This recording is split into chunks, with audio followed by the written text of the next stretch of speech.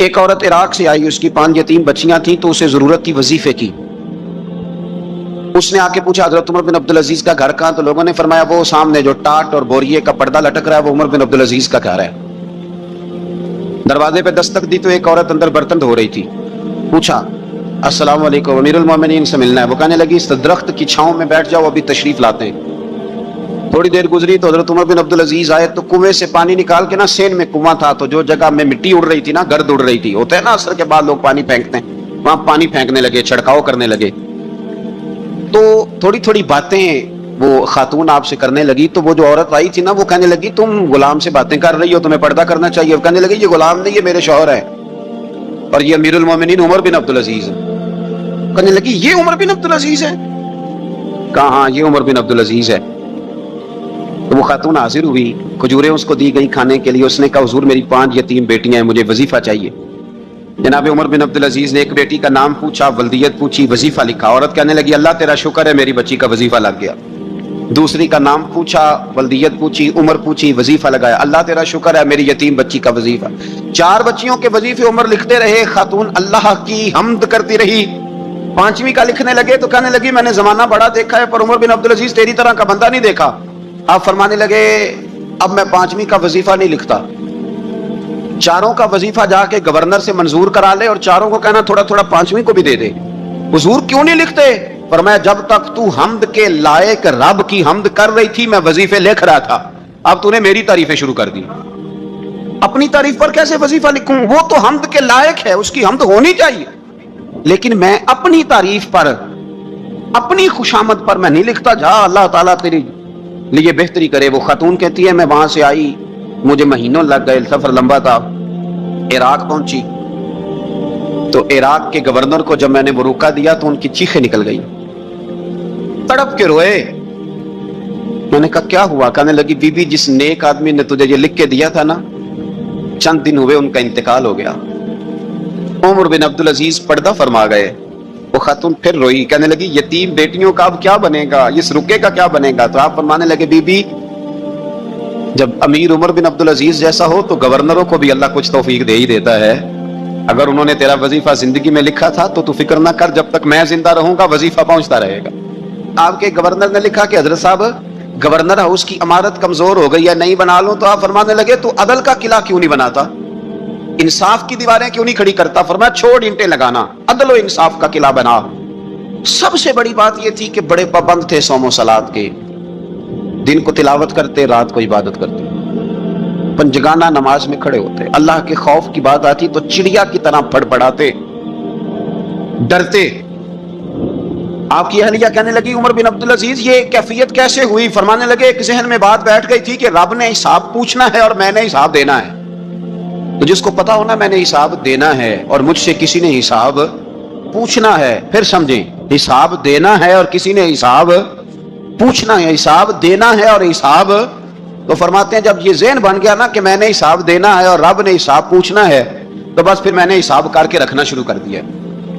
پھر میں نے کوشش کی ہے کہ حساب کروں کہ نا انصافی نہ ہو جائے، ظلم نہ ہو جائے. ایک آدمی بڑی دور سے چل کے آیا، عرض کی حضور آپ کے گورنر نے میرا مال چھین لیا ہے، واپس نہیں کرتا. تو حضرت عمر بن عبدالعزیز رحمۃ اللہ نے رکا لکھا. فرمایا میں نے تو تجھے نیک آدمی سمجھ کے گورنر بنایا تھا اور تو لوگوں کے مال نہیں واپس کرتا، فوراً واپس کر.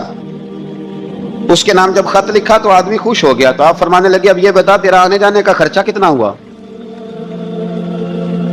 عرض کی حضور کیا مطلب؟ آپ فرمانے لگے ایک تجھ پہ ظلم ہو اور دوسرا تیرے اوپر اور خرچے ڈالے جائیں. دیکھیں نا، ایک آدمی کی زمین پہ قبضہ ہو، پھر وہ وکیل کرے، پھر وہ گواہ اکٹھے کرتا پھرے، پھر وہ مسائل میں الجھ جائے. جناب عمر بن عبدالعزیز نے ہمیں ایک سوچ عطا فرمائی. فرمایا ایک تیرے اوپر ظلم ہوا، ایک تجھے اتنی تکلیف ہوئی یہاں آنے کی، اور ایک تیرا خرچ ہوا. بتا کتنے پیسے؟ عرض کی حضور میرا تو لاکھوں کا مال آپ نے واپس کرا دیا ہے، اب چھوڑے خرچے کو. فرمایا نہ بھائی، یہ میرے رسول کائنات کا دین ہے، اس میں ہم ہر شے کا حساب کر کے رکھیں گے. تیرا خرچ ہوا ہے، تیرا خرچہ ہوا ہے، تجھے آنا پڑا، تجھے جانا پڑا. اور دنیا کے منصفوں، فیصلے کرنے والوں، تھوڑا خیال تو کرو کتنے لوگ ہیں جو رول گئے بیچارے رستوں میں کچہریوں کے، جو عدالتوں کے چکر لگا لگا کے تھک گئے، جن کی اولادیں تڑپ اٹھی، مکان بک گئے. انہوں نے اپنے حقوق کیا لینے تھے، ان کی تو باقی چیزیں بھی چلی گئیں. فرمایا خرچہ بتا کتنا ہوا؟ عرض کی حضور 60 دینار تقریباً. فرمایا اسے مال خزانہ سے 60 دینار بھی دو. پھر فرمایا میری جیب سے اسے 50 اور دو تاکہ یہ آنے جانے میں مزید روٹی کھا سکے, گوشت کے ساتھ روٹی کھائے.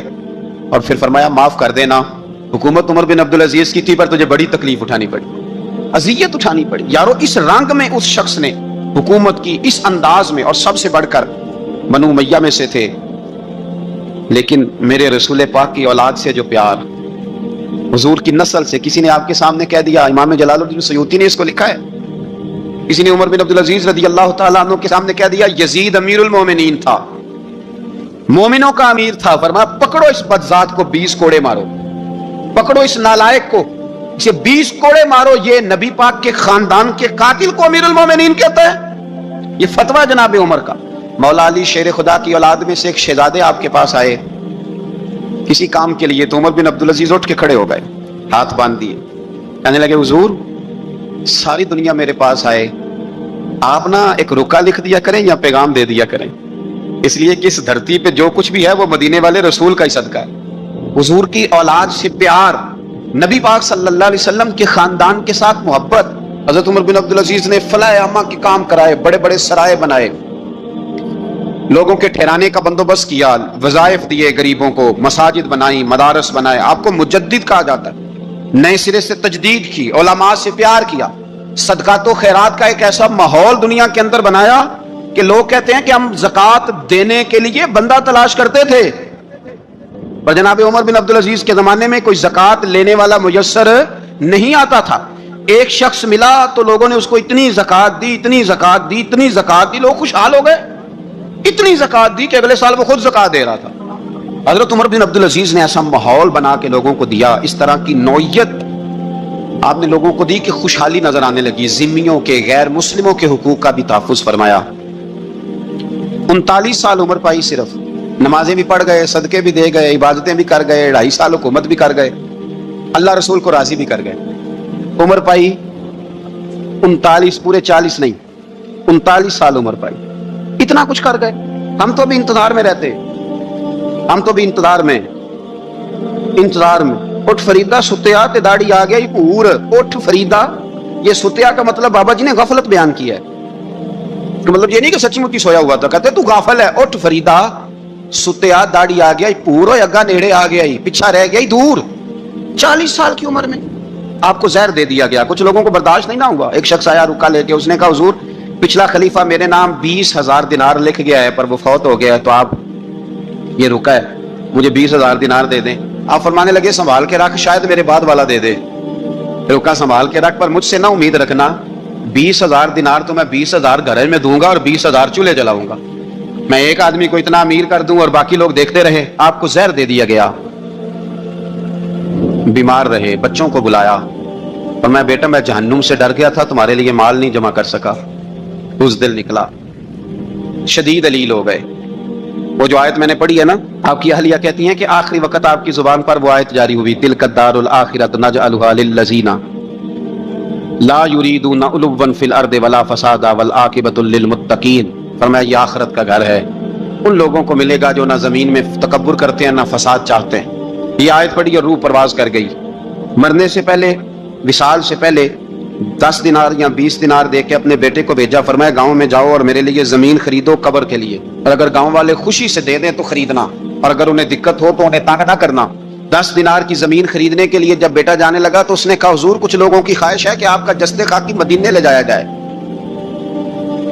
اور نبی پاک علیہ السلام کے پہلو میں آپ کو دفن کیا جائے.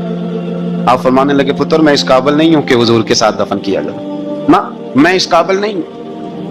اس طرح کرنا, میرے پاس حضور کے کچھ ناخن اور بال ہیں, جب میرا انتقال ہو جائے تو میری قبر میں رکھ دینا. اور پھر حضرت عمر بن عبدالعزیز نے فرمایا مجھے نہ سستا کفن دینا 2 دینار کا, اس سے زیادہ کفن نہ دینا, 2 دینار کا کفن. حضور آپ کا مال ہے کچھ پڑا ہوا تو اس میں سے اچھا کپڑا خریدا جا سکتا ہے. فرمایا نہ بھائی 2 دینار کا کفن خریدنا. حضور کیوں؟ فرمایا اس لیے کہ اگر میں نیک ہوا تو اللہ مجھے جنت کا لباس عطا فرما دے گا, اگر میں بد ہوا تو یہ بھی تو پھاٹی جائے گا, چیر دیا جائے گا, قبر توڑ دے گی پسلیاں, لہٰذا مجھے مہنگا کفن نہ دینا. 2 دینار کا. آپ کے وصال سے کچھ عرصہ پہلے نا آپ نے ایک قاصد بھیجا, روم کے بادشاہ کے پاس وہ گیا تو وہاں اس نے ایک عجیب منظر دیکھا کہ وہاں ایک حافظ قرآن نابینا آدمی قید ہے، اس کی آنکھیں موجود نہیں ہیں اور وہ چکی چلاتا ہے، آٹا پیستا ہے۔ اس قاصد نے اسے پوچھا تو یہاں کب سے ہے اور یہ تیرے ساتھ معاملہ کیسے ہوا؟ تو وہ کہنے لگا مجھے انہوں نے گرفتار کر لیا، پھر مجھے کہنے لگے عیسائی ہو جا، میں نے انکار کیا تو انہوں نے میری آنکھیں نکال دی۔ اب میں صبح شام یہ تھوڑا سا کام کرتا ہوں، چکی پیستا ہوں تو روٹی دے دیتے ہیں۔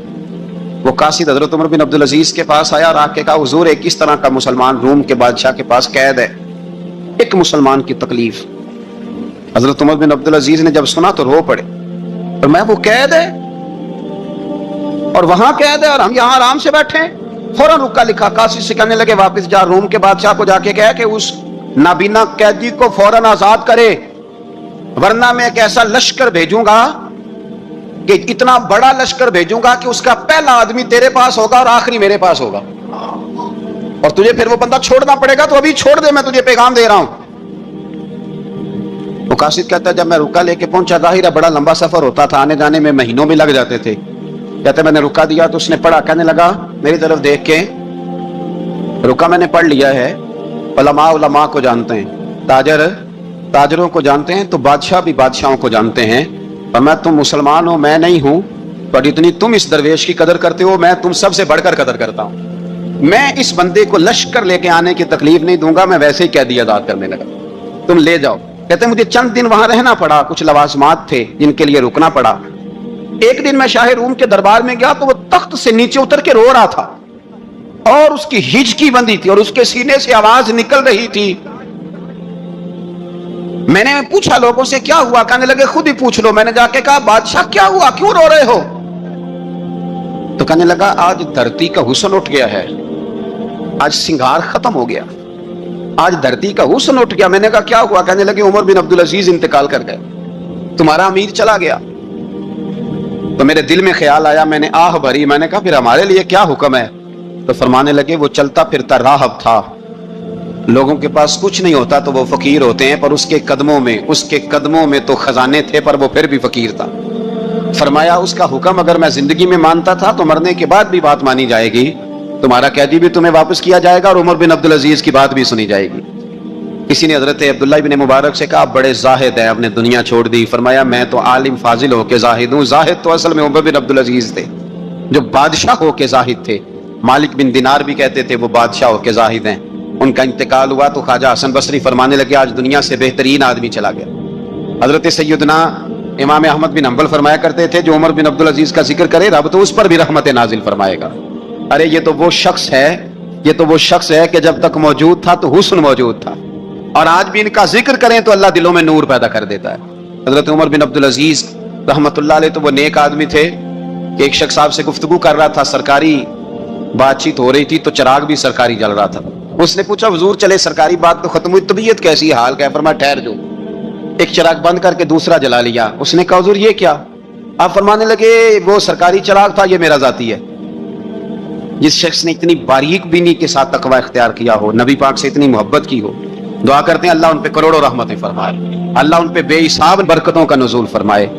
دو باتیں حضرت عمر بن عبدالعزیز کی زندگی میں ہمیشہ غالب رہی، ایک تو دنیا ہونے کے باوجود دنیا سے دل نہیں لگا، یہ دو باتیں آپ نے یاد رکھنی، دل نہیں لگایا دنیا سے، مال تھا دولت تھی پر وہ اس چکر میں نہیں پڑے کہ یہ مہنگا جوڑا میرے گھر کیوں نہیں، یہ اعلیٰ کار کیوں نہیں، اب یہ والا میں نے گھر، ایک اینٹ پر دوسری اینٹ نہیں رکھی ساری زندگی، چونکہ وہ سمجھتے تھے زندگی مختصر ہے تو 40 سال کی زندگی میں ہی کمال کر گئے۔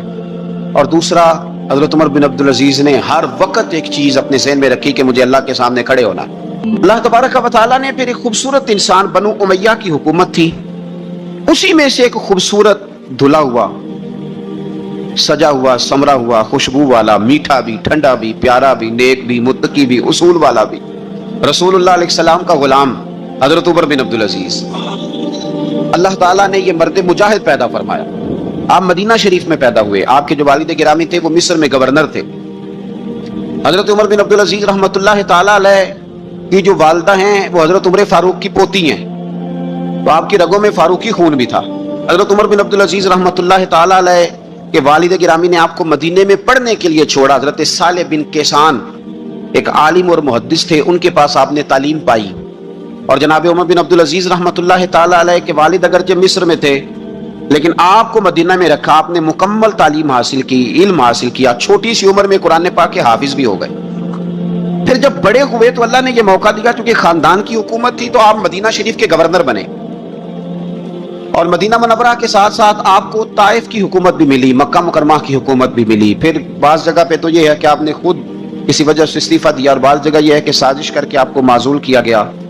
لیکن حضرت عمر بن عبدالعزیز نیک بڑے تھے, پرہیزگار بڑے تھے, پر خوش لباس بھی بڑے تھے. خادم کو جب بھیجتے تھے نا بازار, تو کہتے تھے جو سب سے مہنگا جوڑا ہو وہ خرید کے لانا. خوشبو بہترین استعمال کرتے تھے. جب گزرتے تھے تو لوگوں کو پتہ چلتا تھا کہ کوئی عام نہیں گزرا, عمر بن عبدالعزیز گزرے. جب تک گورنر رہے, جب تک خاندان میں رہے, ماحول اور رہا. سلیمان بن عبد الملک خلیفہ جب جانے لگے تو انہیں وصیت کر دی کہ میرے بعد عمر بن عبدالعزیز خلیفہ ہوں گے.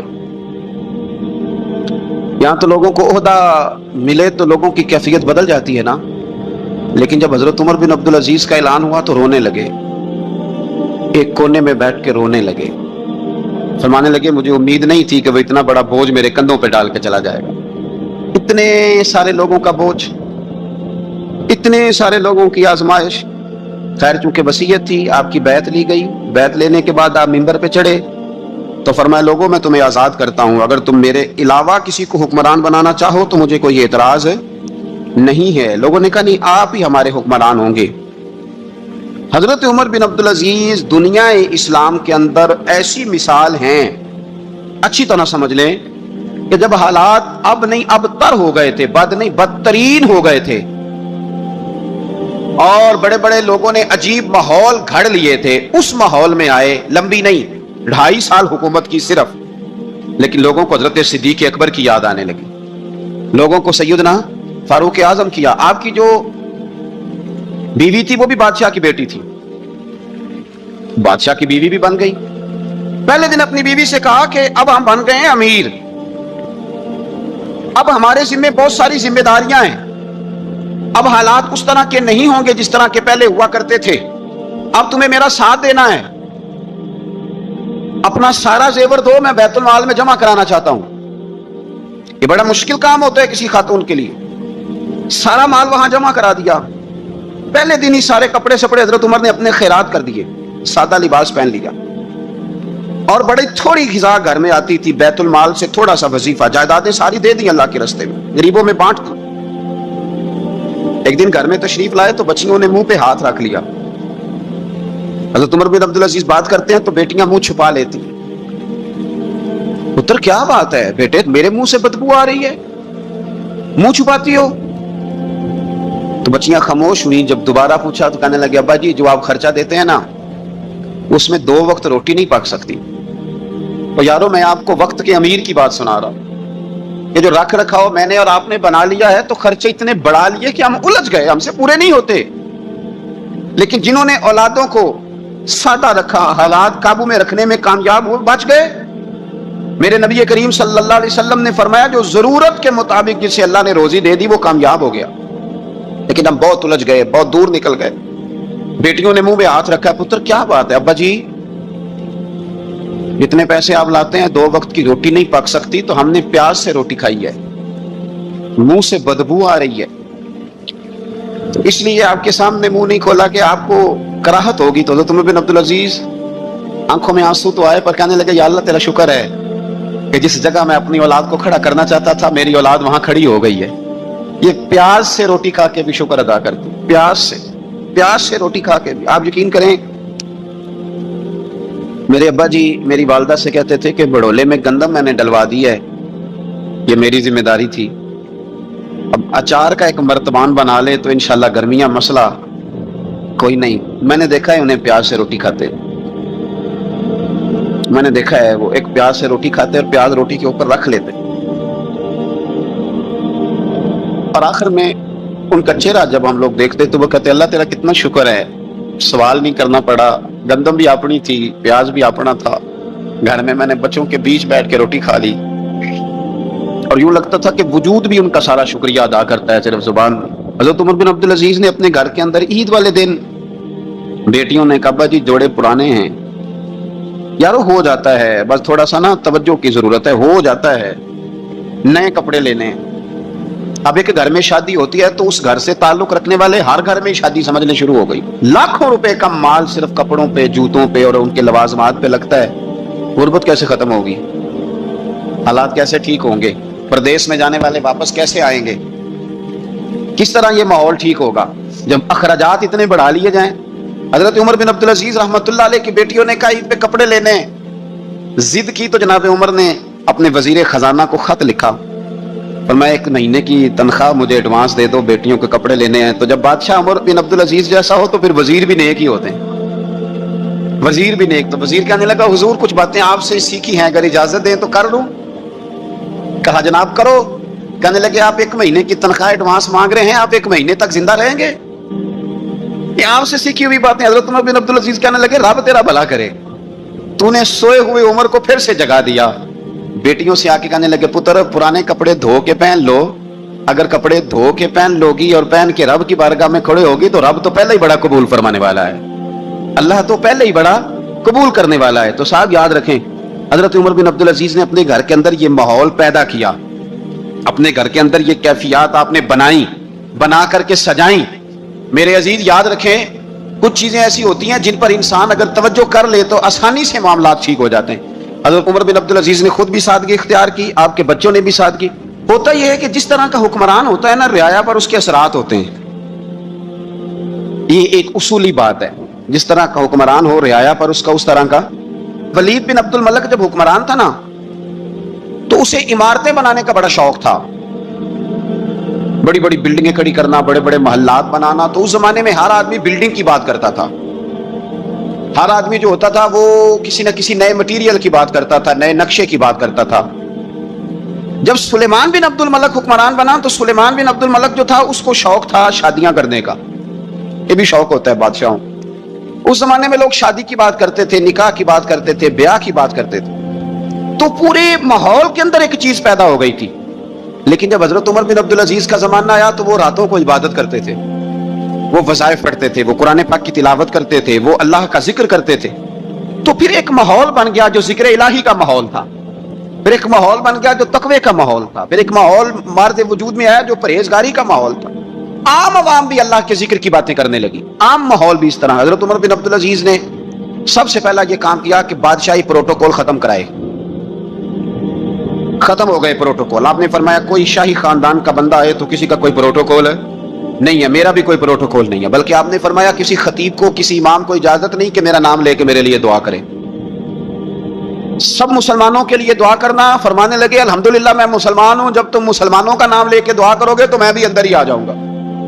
इजाफी तौर पर नाम लेके दुआ करने से भी रोक दिया। हजरत उमर फारूक, इज्जत माफ करने में है। इज्जत किस चीज में है? बदला लेने में इज्जत।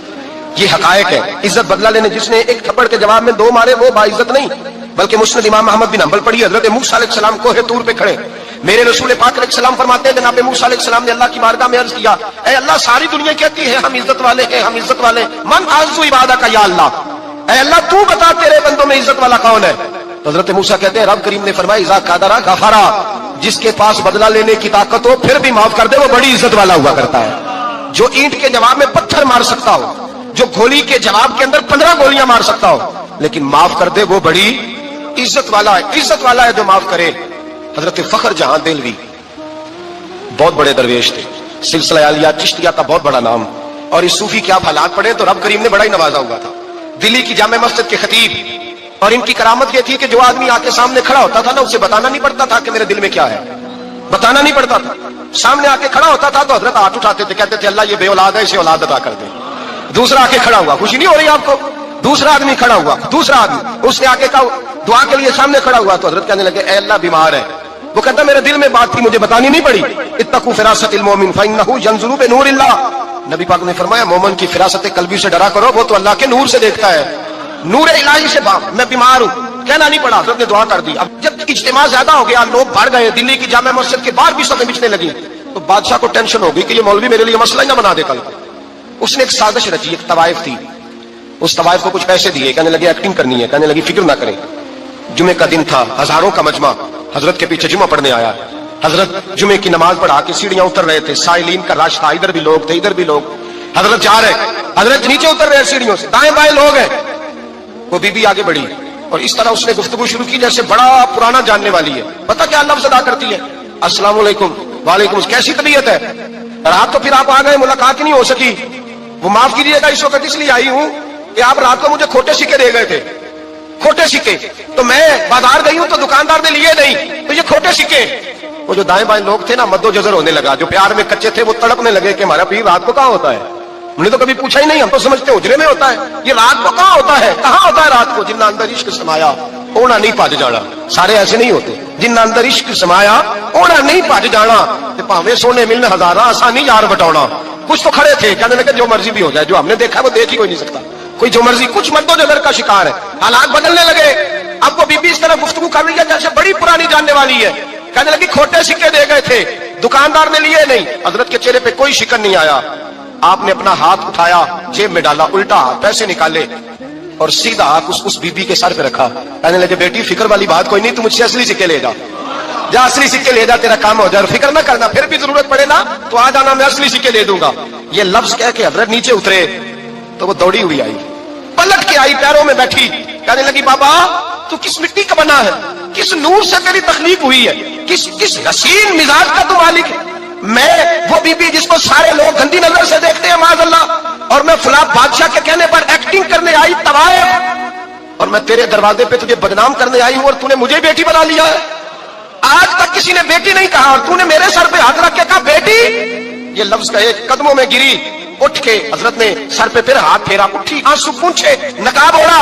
کہنے لگی اب میں دلی والوں کو بتاؤں گی کہ فخر جہاں کی بیٹی کس طرح کی ہوا کرتی ہے، اب بتاؤں گی فخر جہاں کی بیٹی کس طرح کی ہوتی ہے. فرمایا میرا مکان اب کسی طوائف کا کوٹھا نہیں رہے گا، میں اسے مسجد بناؤں گی. اب قیامت تک وہاں سے یا درود پڑھا جائے گا یا محمد عربی کے نام کی اذانیں پڑھی جائے گی.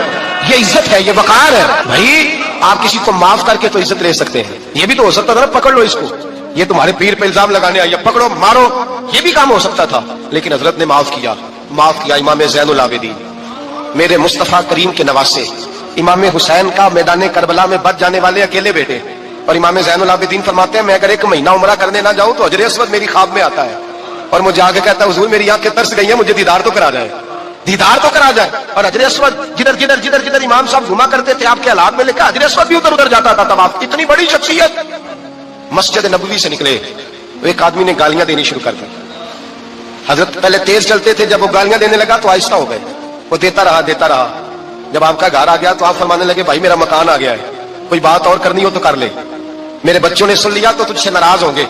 اور پھر وہ شخص کہتا جب یہ لفظ کہے نا تو مجھ پہ ستا طاری ہو گیا، یہ کیا کہہ رہے ہیں، ہم تو دشمن کو بھی پاکیزہ سزا دیتے ہیں، یہ کیا کہہ رہے ہیں. حضرت نے کہا کوئی بات کرنی ہو تو کر لے، میرا مکان آ گیا ہے.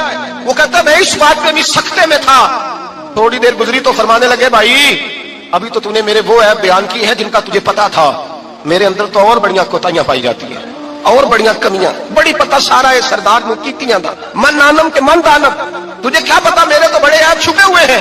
وہ شخص کہتا ہے مجھ پر دوسرا بم گرا تو پاک محبوب کا پاک نواسا، پاک فاطمہ کے پاک پوتے اندر گئے. کہنے لگے ٹھہر جا، جانا نا، رک میں آیا. کہتے اندر گئے، 1 بوتل سرکے کھلائے، 1 بوتل شہد کھلائے، 5 کلو کھجوریں لائے، میرے ہاتھ میں تھمائی. کہنے لگے تحفہ ہے. کہتے ہیں میں اب تو مار ہی گیا. میں نے کہا حضور یہ کیا ہے سارا کچھ، میں گالیاں دے رہا تھا. آپ فرمانے لگے جو تو کرنا تھا وہ تیرا کردار ہے اور یہ جو میں نے کیا ہے یہ میرا کردار ہے. اس لیے کہ میرے دادا مولا علی شیر خدا حل عطا مشکل کشا، حضرت علی نے نصیحت فرمائی تھی کہ بیٹا جو گھر آئے وہ خالی ہاتھ نہیں جانا چاہیے، جو دروازے پہ آئے وہ خالی ہاتھ نہیں جانا چاہیے. حضرت پیچھے پلٹے تو وہ پیروں میں بیٹھ گیا. کہنے لگا حضور میں نے حسین کو نہیں دیکھا، میں نے علی فاطمہ کو نہیں دیکھا، میں نے مصطفیٰ کو نہیں دیکھا، پر آپ کو دیکھ کے لگتا ہے کہ ان کے اخلاق کتنے اعلیٰ ہوں گے، کتنے اعلیٰ ہوں گے. میں لعنت بھیجتا ہوں اس پر جس نے مجھے کہا تھا کہ زین العابدین کو برا کہو. کائنات میں اگر قصیدے پڑھنے چاہیے تو مصطفیٰ کی آل کے پڑھنے چاہیے، اگر تعریف کرنی چاہیے تو رسول اللہ کی آل کی کر. تیری نسل پاک میں ہے بچہ بچہ نور کا، تیری نسل پاک میں ہے بچہ بچہ نور کا، تو ہے نے نور تیرا سب گھرانہ نور کا. اور میں آپ تو تعریف کے تو بھائی یاد رکھیں آپ بدلہ لے کے عزت نہیں کرا سکتے، عزت تو معافی میں ہے، معافی میں عزت ہے. حضرت باعزید بستامی کے ساتھ یہودیوں کا پیشوا رہتا تھا. زیادہ تر مخالفتیں حسد کی وجہ سے ہوتی ہیں، حسد بنیادی وجہ ہوتی ہے. قرآن مجید نے کہا محبوب تیرے ساتھ جو ज्यादती करते हैं, माज अल्लाह बेअदबी करते हैं, हसद मिन इंद अनफुसिहिम, इनके दिलों में तेरा हसद है। हसद बुनियादी वजह है इख्तिलाफ, हसद होता है जो वजह बनता है। हजरत बायजीद बुस्तामी के पड़ोस में यहूदियों का पेशवा रहता था, आपकी मुखालफत करता, सारी जिंदगी उसने मुखालफत की, यहूदियों से बड़ा मानते थे, उससे कोई गलती हो गई, सारे उसे छोड़ गए। पहले रईस आज़म होता था, फिर गरीब हो गया। एक दिन हजरत बायजीद बुस्तामी घर आए तो बच्चे के रोने की आवाज आई। जौजा से पूछने लगे इसका बच्चा क्यों रोता है? तो कहने लगी आपको पता है ना, अब लोग उसे छोड़ गए हैं तो घर में दिया नहीं जलता, बच्चा छोटा है, अंधेरे में रोता है।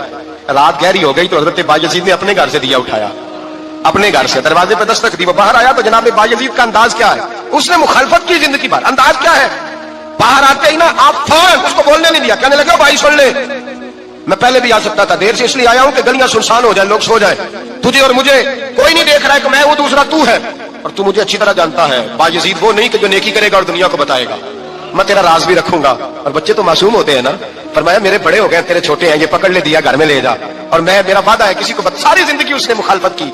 वो शख्स कहता है मुझे बोलने का मौका ही न दिया, दिया दे के चले गए। अगली शाम फिर आई, रात गहरी हुई तो फिर दरवाजे पर दस्तक हुई। मैं बाहर गया, नया चिराग, नई बत्ती, नया दिया। कहने लगे देख कोई नहीं देख रहा, मैं उस वक्त आया हूं जब तन्हाई हो, और तू मुझे जानता है, मैं गलत बात भी नहीं करता, ये दिया रख ले, मैं किसी को बताऊंगा भी नहीं। कहते चले गए। तीसरा दिन आया तो वो यहूदी कहता है मेरे सब्र का बंधन टूट गया, मैं टूट गया, उनकी नेकी ने मुझे खरीद लिया, उनके माफ करने ने उनकी इज्जत मेरे दिल मेरी रूह में बढ़ा दी। कहते हैं दरवाजे पर दस्तक दी, मैं बाहर आया, उन्होंने दिया थमाया, कहने लगे देख भी कोई नहीं रहा, और तू मुझे जानता है, मैं मुस्तफा का गुलाम हूं, मैं झूठ भी नहीं बोलता, मैं बताऊंगा भी नहीं, तेरा राज रखूंगा।